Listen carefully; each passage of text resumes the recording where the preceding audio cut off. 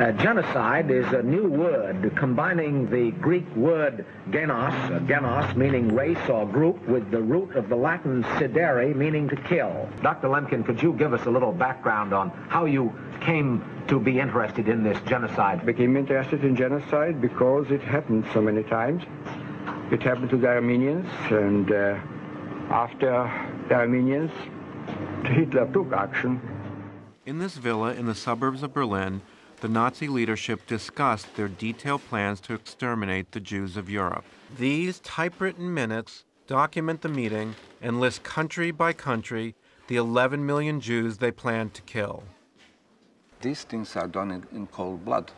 This is a design, this is a plan, this is a calculation, of course. This is not a reaction to something. This unfortunately, here is a planned genocide, as is any other genocide, because it's not possible to kill a big number of people without prior preparation, mental preparation, intellectual preparation, military preparation. In the late 1980s, Saddam Hussein launched a massive campaign against the Kurds of Iraq.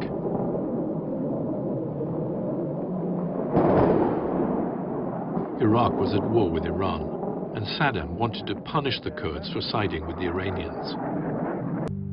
He appointed his cousin Ali Hassan Majid as commander of the North to mastermind the Anfal campaign.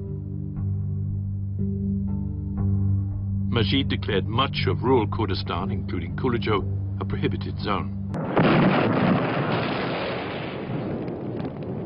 Saddam's campaign was codenamed Anfal. By the time it ended, hundreds of thousands of Kurds were imprisoned or killed. We went in low to Halabja in an Iranian Air Force helicopter, hugging the hillside in order to keep away from Iraqi planes and artillery fire. Below us, the ruins of what had been a town of 70,000 people.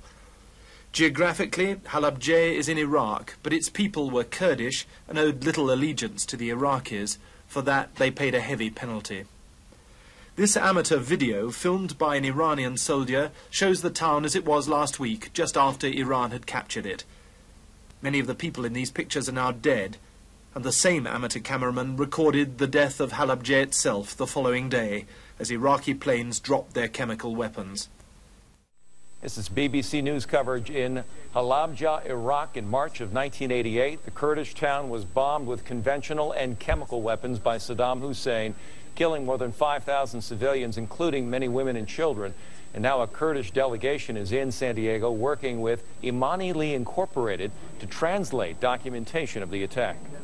The goal of this project is to document the Kurdish genocide and also to help raise the awareness. The